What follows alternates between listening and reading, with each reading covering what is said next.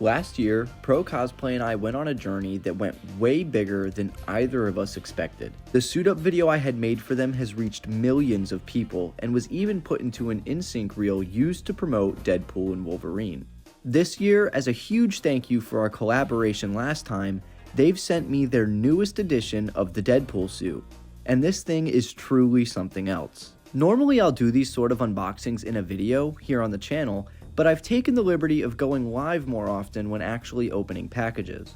I'll include some clips here, but make sure to follow me on my other social media pages if you don't want to miss the next one. Nice. Alright, I'm very excited for this. This is the, their like high-end version. I believe the boots are included, mask is included, all of that good stuff. If not, that'll be a fun surprise. Alright, so here's what we're looking at when we get into it. Is that a good view? Can you guys see that? We're going to put the mask to the side for now. I want to check that out, but I want to also get to the suit. Again, shout out to ProCosplay. You guys are the best for sending this out. This is so cool. I'm glad we were able to do everything we were able to do last year, but I have some more events coming up, so this will get put to use. Okay. Nice. Do you see this? Look at this. What are you guys, Nike? What are you guys, Reebok? What's going on? You hear that? That's nice. That's nice. But it looks good. Super shiny. I like that. Those are like, they're packed. They look full. They put foam in every single pocket to actually fill it out. So, this is what we're looking at. That's like, you see that? That's insane. Alright, so it zips up on the side. Like, it is hard. But it's like molded plastic, which is pretty interesting. Oh, it's the belt! Let's go! Alright. So it looks like they did the same exact thing on the pouches for this, which is crazy because these pouches are huge. Actual metallic pieces everywhere, which is nice, and they have a really good paint job. It's a nice, like, deeper gold than it was last time. Whoa! All of these pieces are like hard. This is like a big hard piece. Like a big rubber piece, like in the actual movie. Okay, wow, this is crazy. I'm trying this on right now. The last bag in the box is the suit. I did get a size medium. That's what I tend to get for most costumes with ProCosplay. So, and they said that the suit is like a stretchy material. Those are actual shoulder pads. Oh my god, dude. And I like how the weathering's already done, dude. Like, you could do some more if you wanted to, but you don't, there's nothing you have to do to this thing. That looks exactly like the texture from the movie. Dude, I don't know if you guys know like Illustra Studios and Costume Replica Cave and stuff like that. This reminds me of their work. I mean, I don't think it's completely to that degree. I'd still say those guys are a little more refined in what they're doing. But the fact that a mass-produced cosplay company is even attempting to go this far is really impressive stuff. It's short to say, I was impressed. I'm not sure I've ever owned a cosplay of this quality. Like, it's actually insane. I'm not even sure where to start, but let's go top to bottom. The mask is honestly beautiful. I absolutely love the fabric here, and it does continue throughout the entire suit. On the website, they claim this is silicone printed, and I'm not sure if there's a difference between this and screen printing, but it seems to create the same exact effect. This entire mask is screen printed. This entire suit is screen printed, or silicone printed, I don't know. The mask also has the accurate seams on each side, which is super neat. You can also start to see some of the weathering, which is what the distressed part means on the listing on the website. Moving down to the neck/chest area, we start to see a few more fabric types come into play. The pleather that we're familiar with is present here again in the areas that we expect them to be. The collar is lined with this, along with some noticeable 3D printed golden detailing. A bit lower we have a detail that people online seem to have deemed Deadpool's bow tie, and instead of a regular stretch fabric, it's now replaced with a beautiful shiny patterned piece. This doesn't look 100% like the texture from the film, but it absolutely evokes the same feeling. The little red bridges that go over this have been upgraded to a firm rubber with golden detailing on top. When this costume was first revealed through set photos and costume companies rushed to get this cosplay out on the market, it started like this. They were practically stickers, and those have evolved over the last couple of years to the point that every single piece of this suit, including its accessories, have 3D printed, sewn-in detailing. They're not only here, but they also seem well sewn in and very sturdy, which has also been a notable issue in the past. Transferring a bit lower into the rib section, this area has been cleaned up beautifully. Bands cupping the sides of Deadpool's rib cage are sewn into the costume and a layer under the pleather. This makes everything much more form-fitting and accurate to the movie costume. Now, before we move on, I want to take special note of these shoulder pads. These things are genuinely revolutionary.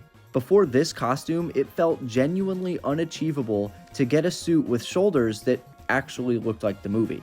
It was always some weird, padded leather that never really looked right. It did the job, and even those began to look much better over time, but this is something truly different. I've only worn this thing out for a few events, but every single time it gives me the exact build I'm looking for, and these shoulder pads reflect light just like the ones in the movie. For a quick timeout, I want to mention that I respect people that invest a lot in their cosplays. They always look so incredible, and I think that if you have the funds and enjoy the hobby, well then you're justified. But keep in mind, for some people this is a big purchase, and that should be respected. Cosplay is for everyone. The accessories here are pretty top tier once again.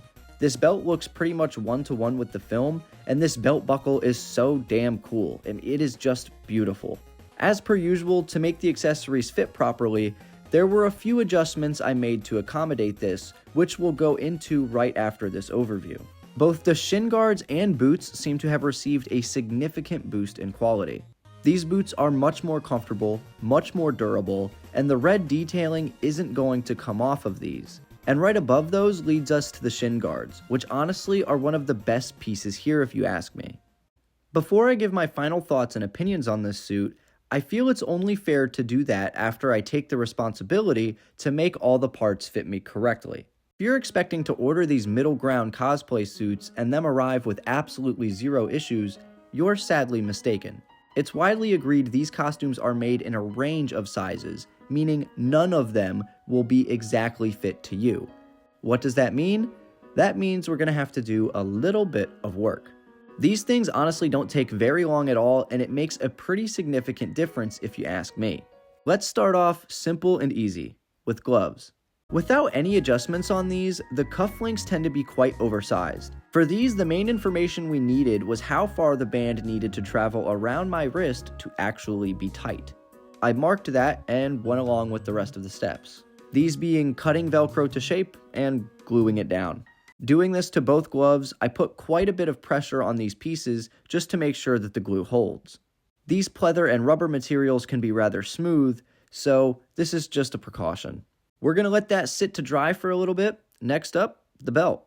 The manufactured spot of Velcro is fine and it holds well, but it makes the belt sit a little too low.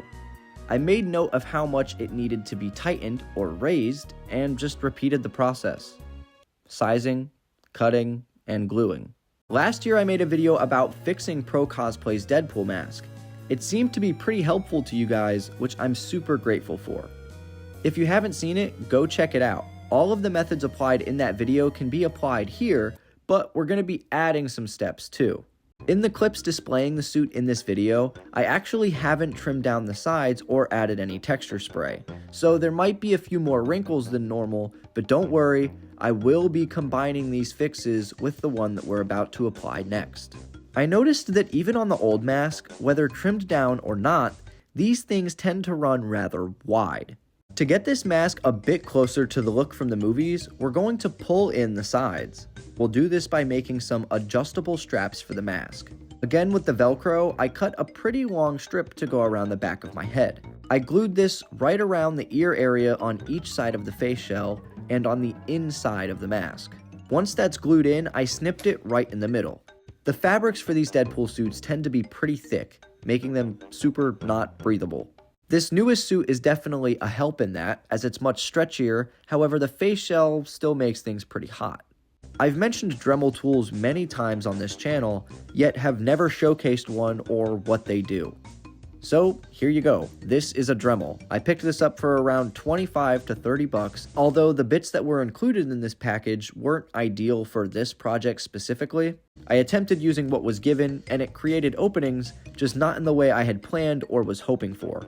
After a quick trip to Home Depot, I had an actual drilling type bit that would allow me to puncture through the face shell. Spider-Man face shells have always had these little holes in them. Well, that's what we're going for here. Once I had gotten a hang of the Dremel and how it works, I began rounding out the face shell with these small holes. I knew I had some events and longer filming coming up, so this was a big priority for me, and I figured it'd be best to share my method with you guys, in case you've ran into these problems before. I'm sure you expected a decently long list on how to fix these things, but the reality is that it's incredibly easy with the right know-how, which I hope I can provide. At the end of the day, this has been a really fun project over the course of a year and some change, and I am extremely grateful for it. A huge shout out once again to ProCosplay for sending this suit out and letting me play with it. That was weird. I'm much calmer now. Look, I am no man of science, but you seem incredibly passed away.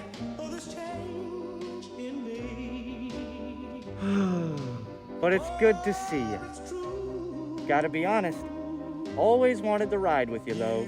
Just you and me, Deadpool and Wolverine. Could you imagine the fun? The chaos?